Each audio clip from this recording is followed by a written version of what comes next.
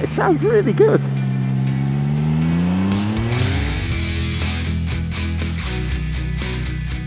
Welcome BTGMoto viewers to another Triumph Road test. This second Triumph Road test is a little bit different to the last one. Namely, I've got a Trident 660, and secondly, I've actually brought the bike home. I have a full day with it here at the Nurburgring. As you might have guessed, I've not pushed the button yet on the Speed 400.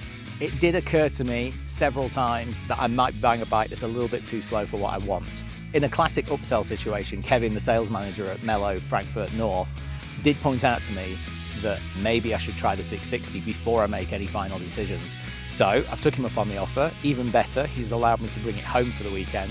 So I have it all day Sunday. It's Carnival Sunday. The Nurburgring isn't open, so I'm not going to go around the track on it.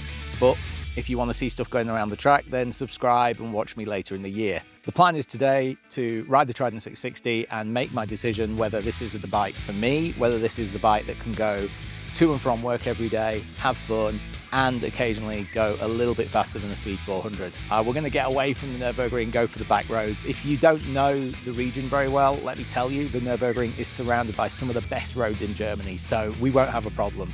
Let's go have a look at the bike and then we'll go for a ride. It is a 2024 model Trident 660. There is no technical difference between the 21 model when it was launched and the 24 model that is now. There are some new colours. This colour, I can barely tell if it's new or not, but there is an awesome lime green accented one that I'll show you on the screen now. And if we walk around, we can see, before I pick the bike up, they've fitted the optional quick shifter. So let's give that a little go. Hey, that sounds pretty cool, eh? All right.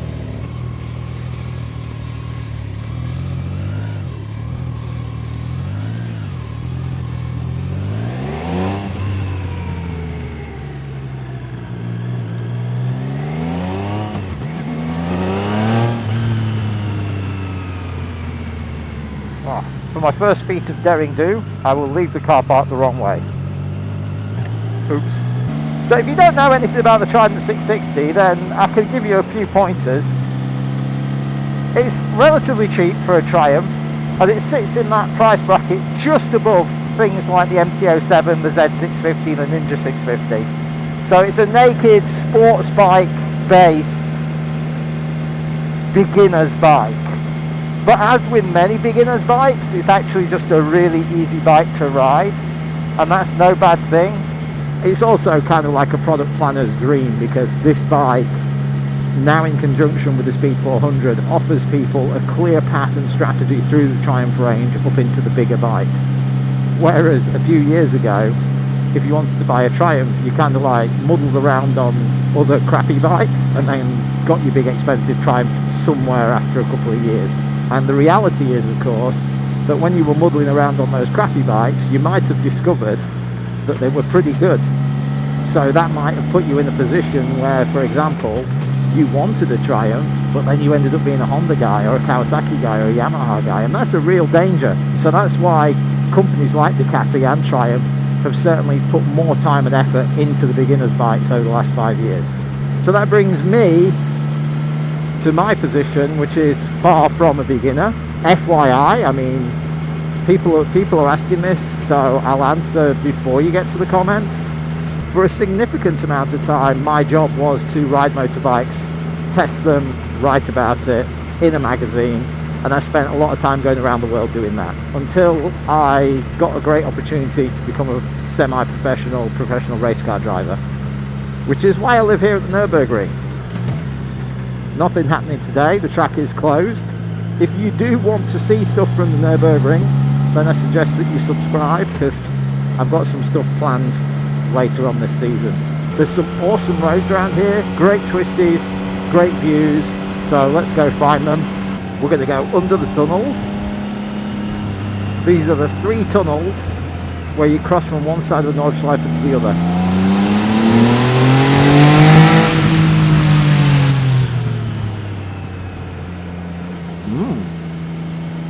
Sounds pretty good, eh?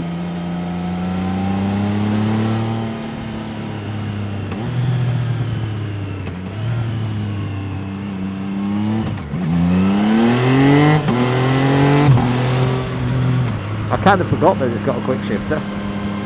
I am surrounded by dark blue clouds, and we're currently in a little bit of sunshine, so we'll try and make the most of it. Let's make use of what little dry tarmac we do actually have.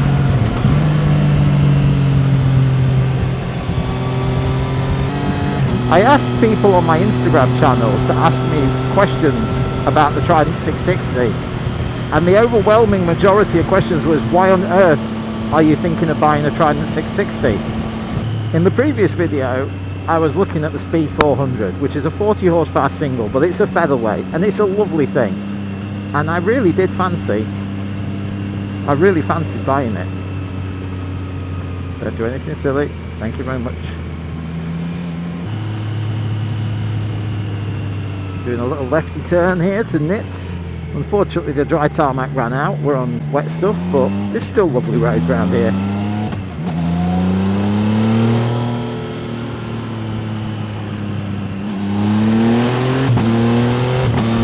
Quick shifter works nicely.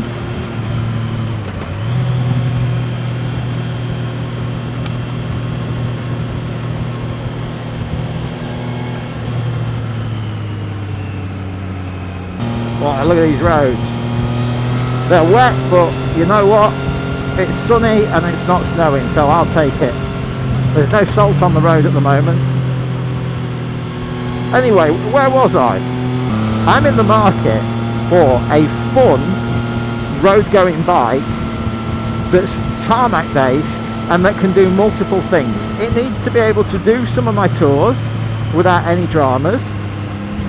And my tours are pretty easy to do. You don't need like a pan-European or a Goldwing to do my tours, because we do 250 to 300 kilometers a day, so that's a tank or 2 tanks of fuel, and we stick 99% to tarmac, unless of course I'm advertising it specifically as a gravel tour.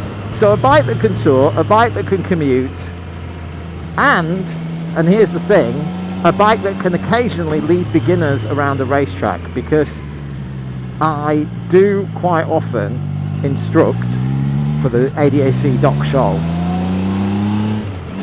and it's really the highlight of my year is the Nordschleife trainings, and I kind of just came to the conclusion that I don't have a bike for that this year, which is weird, because my CBR 600RR is a race bike, my Touareg is on semi-knobbly tyres and has a 21-inch front, and my Daytona 1200 is sold pending delivery. So I don't actually have a bike that can go around the Nurburgring. I do want to go around the Nurburgring quite a few times this year, and I need a bike in the garage that can do that kind of effortlessly without it being like a race replica. The ZX-10R was totally awesome and I love it to bits, but it was too much money in a bike that was just taken around racetracks. And also, I'll be honest, I didn't think it was very good at going around the racetrack in its standard form, and that meant that I needed to do things like remap it, I needed to take the ABS off it, and blah blah blah, and I didn't want to do that because the bike was just way too nice and worth way too much money. And then I thought, I'll get like a cheap bike. The Trident 660 is just one of many beginners bikes which I am considering right now. Things like the MT-07, the SV650, the Honda CB650R. These are bikes that are just simple motorbikes. In my day, when I was road test editor of a magazine, I used to call these budget middleweights, because they were never too expensive, they were a lot of fun, and they were never too big. Oh, I like it, even though it's absolutely disgustingly cold and wet. Listen to that, it sounds really good. The Michelin Roads are working pretty well. I don't want to tempt fate, but they're never even giving me a slide, let alone any puckered bum moments. Do you like the sound of the quick shifter? Down to first for these hairpins look in the wet, and it just goes in smooth as you like.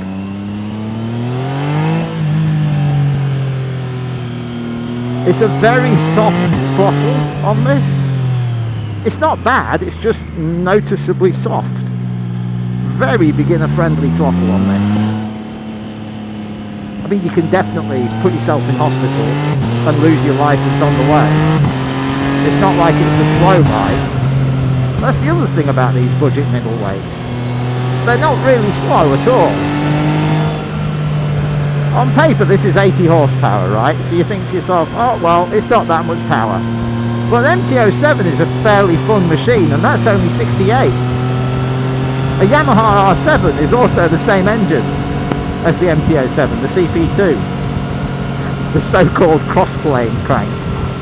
You know what, we're going to turn around and we're going to do those roads again.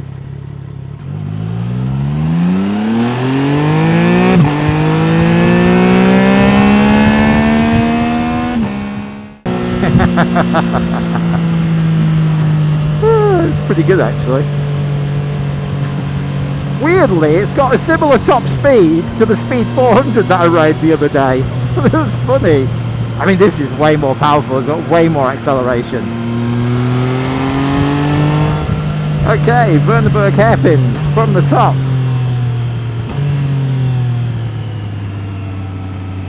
As we're breaking into that corner there, trying to figure out how much grip these Road 6s have got, let me just mention, the forks are pretty good on this bike. You know, when you're looking at these budget middleweights, in the slightly cheaper price bracket of the Kawasaki Ninja 650s and the MT-07s and all those kinds of things, you've got some real budget looking front ends on them, and the Ninja 650 in particular kind of looks a bit sad with its right way up forks. It's like, oh, I wanted it to be sexier than that. And the Triumph brings the sexy. It really does. It's got these wonderful Showa Big Piston forks. My lines are all over here. don't read too much into my lines. You know that bit earlier where I said I was quite experienced? Just ignore that bit.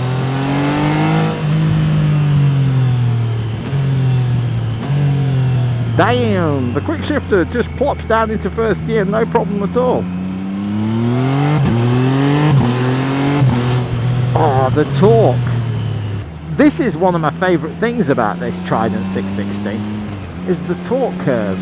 It's flat as a pancake. I mean, it's just like you let the clutch out and there's all the torque you need. It doesn't climb into a crescendo. It makes a lot of noise up at the top end, but honestly the torque is super flat. Really easy, awesome to understand torque curve is not just good for beginners. I think it's good for anybody, really. It makes it a very easy bike to ride, and let's face it, if you're buying a bike as your daily, you want it to be fairly easy to ride. You don't want it to be like a nightmare bike. You don't want it to be stepping into a power band like a two-stroke RGV. The rear shock is doing its job, even though these manhole covers in the wet, nothing too dramatic's getting through to me. It's definitely an improvement on the Speed 400. I wouldn't think about dumping it straight away. There's two ways to look at the Trident 660's engine, right? The first is that this is nothing more than a castrated Daytona 675 motor. A motor that's had its nuts wrapped in an elastic band.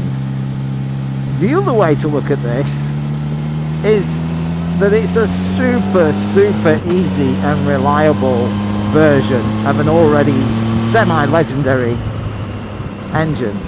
This guy's just standing in the middle of the road. I just squeeze between all these guys, look. This is the normal thing for Germans. They just go for a walk on a Sunday afternoon.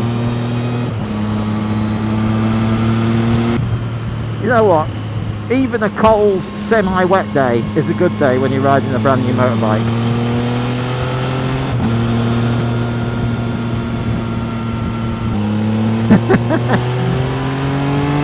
I'm really enjoying this Trident. It's a flipping cool bike. It feels like in terms of its waist, it feels even smaller than an MT-07, to be honest. And the triple feels like a much, what's the word, a much more civilized engine than an MT-07.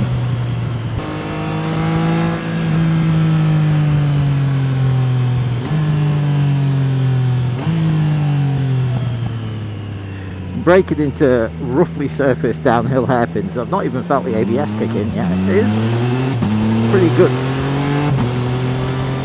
Just so you know, we are on our way to the Autobahn, where we will do some real acceleration and even a top speed run if you want.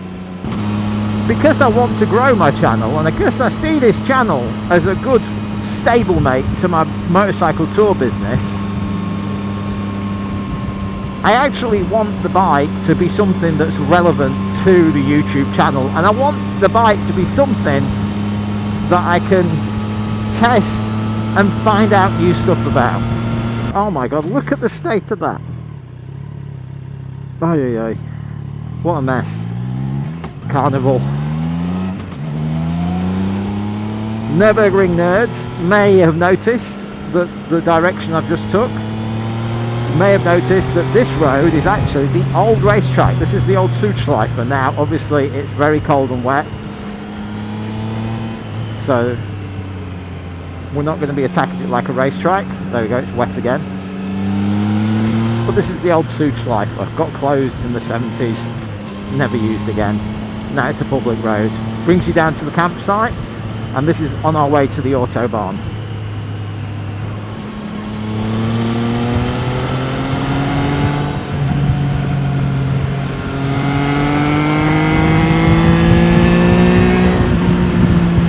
In a fit of honesty earlier, I did mention that my next new bike will get ridden by other people, and I am buying it kind of really to talk about on YouTube as well. Otherwise, I'll be dreadfully honest, there's an absolutely mint SV650 really close to me for, well, pocket money really, and it's only got a few thousand kilometers on it. It's basically just worn in, and that would do me fine for all of these things.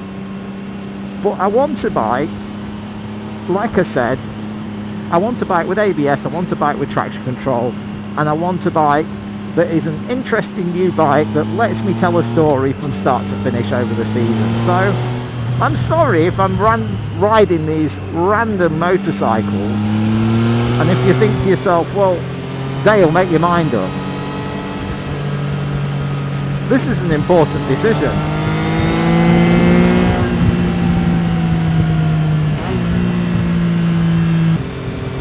Okay, so it's a 100k limit. I want to overtake this car. Fourth gear. Oh yeah. Probably that speedo's overreading a little bit there. There we go. My fingers are getting cold now, and it's getting pretty dark. I might just pull over and put me thermal gloves on. You can tell I'm out of season because my riding calluses are getting soft. Oh, back on the road again. I have misplaced my case of batteries and spare SD cards, so damn. We're going to try and get to the Autobahn now as quickly as possible, and I'm not going to waste too much battery because this one battery will have to do the entire video today. I am enjoying what the Trident 660's got to offer here on the back roads. Even in these conditions, it's got so much mid-range. Like I kind of mentioned before, there's two ways of looking at this bike. One is it's a heavily castrated street triple. The other is it's a budget middleweight with the heart of a lion. I think I'm going to go for the latter, because it's got that real kind of like mojo when you hit the button and the engine turns over. You think, oh, this is nice, I'm going to enjoy this. So let's take it to the place where we can enjoy it the most.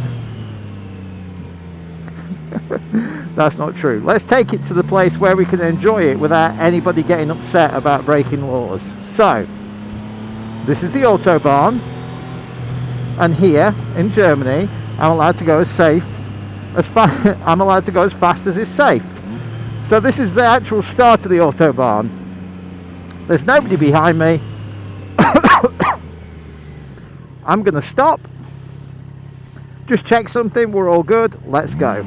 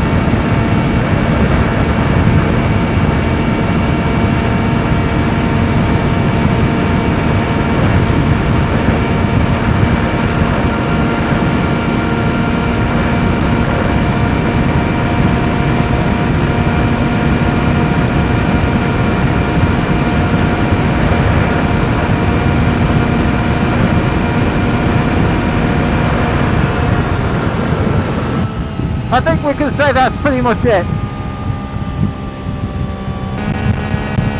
I mean, it's definitely a heck of a lot faster than a Speed 400. It really runs out the top end above 155, I'd say. It's noticeable.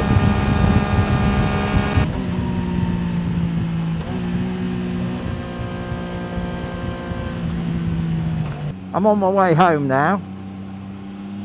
It's been a very fun afternoon with the Trident 660, I have to say. Stop and go.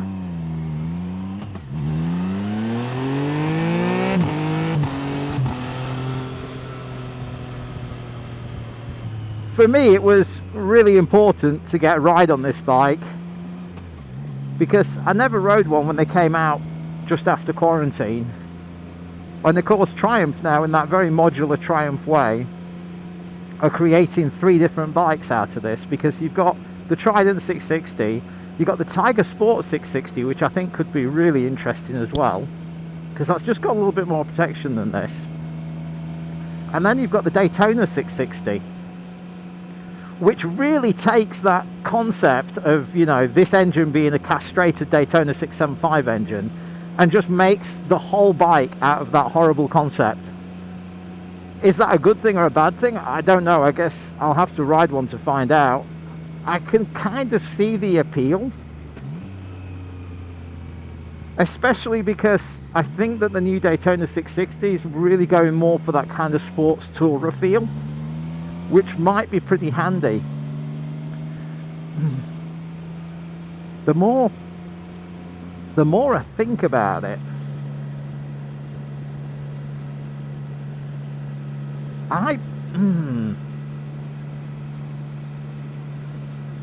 stuff that I love about this bike is the mid-range snap and the torque and the riding position and the chassis. The chassis is really good. This is the upper level of your budget middleweights, and I know that the price reflects that as well. This costs more money than your Honda or your Yamaha, and it should, because the chassis is one step above those bikes. Definitely one step above the MT-07, and the engine is one step above the MT-07 as well. As much as I love the CP2 motor, by the way, I think the CP2 motor is awesome. This is just, for most people, going to be a smoother, more exciting engine. I mean, this is really smooth. There's none of that nasty T-plane crank nonsense going on here. Yeah, sorry if I'm offending anybody. I don't like the T-plane crank. I think it's a good idea for an off-road bike, but it kind of ruins the touring credentials of the Tiger family, in my opinion. Just putting that out there, I'm sorry. But this is your classic triple. Quite smooth. There's a really, really good channel. I'll link the video. I don't want to say the name wrong, but he's a super cool dude. Explains everything very, very well. And if you want to know why a Triumph triple feels the way it does, why any triple engine feels the way it does, then you need to go there. And Triumph have been working on the counterbalance system for the triples for years and years, and it really does work. This has opened my eyes to the possibilities of this bike, and I think now I definitely appreciate that the 40 horsepower single is going to be not enough for me sometimes. And when the 40 horsepower single's not enough, the 660 triple is pretty good. Oh, it's getting dark and wet and nasty real quick. I mean, this is a really good bike. It's got a really good riding position for doing slow speed city stuff and back lane scratching. If I wanted to go a little bit more distance, I think I'd look at the Tiger 660 for sure, the Tiger Sport 660. If I wanted to go a little bit faster than this, and maybe in my head I imagine that the Daytona 660 is gonna, it's gonna go past that 10,000 RPM mark with ease. Because I do remember reading that the Daytona 660 has different exhaust cams, inlet valves, all kinds of stuff. And I seem to remember that peak power is 11,000 on the new version of this bike. So if I have any conclusions on my bike buying decision now, I'm struggling to find it. I can't give you any conclusions. It's the end of the ride. It's the end of my day. I really don't know. It's been, once again, a fantastic test ride, and once again I've actually got to the end of it with more questions than I have answers. It's a really cool bike. I really like it. The positive sides of this are that the Trident is everything I want in terms of handling and ease of use, rideability. It has all the modern technology that I want. I'm kind of a little bit disappointed by the top end, which I know is weird because I went into this looking for a bike that's, you know, that's purposefully, that's quite slow, and yet here I am saying I'm disappointed with the top end on this bike. It has no go at the top. It's like, I know this engine and I feel like it should rev more than this, but of course I don't know this engine. This is the castrated version of the 675. I'm very familiar with the 675, by the way. I've ridden them a lot. Maybe I do want the street triple, but that's a lot of money, and also that's very fast. I don't really need it to be that fast. I have more questions than answers, and if you got to the end of this video and you wanted me to give you a conclusion, let me say, if I was recommending this bike to friends, beginner friend, I'd say go for it. What a great first bike. Look at that. What a great first quote-unquote big bike. Absolutely tremendous bike for your first big bike. Can't go wrong. If you're a little bit more experienced and you don't go very fast, like you never see more than 100 miles per hour or 160 Ks, then also a really awesome bike with no downsides. I don't know. I really like the Trident. I can recommend it a lot. And I think in the class, Z650s and MT-07s, boy, that just destroys them all. It's small, it's light, it's great, it's got upside down forks. It looks the part, it goes the part. It's a great bike. But is it the bike that I want? The jury's out. I have no conclusions right now. Maybe I'll think of something later.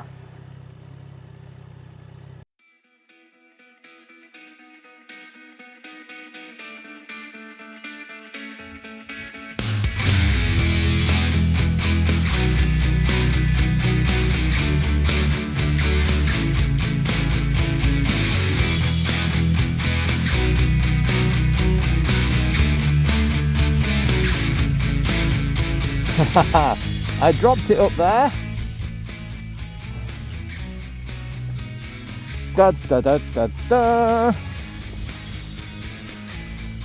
Nice. With my memory cards. But I'm missing a battery. So one battery came out. Still functioning. So there is a lithium battery around here somewhere.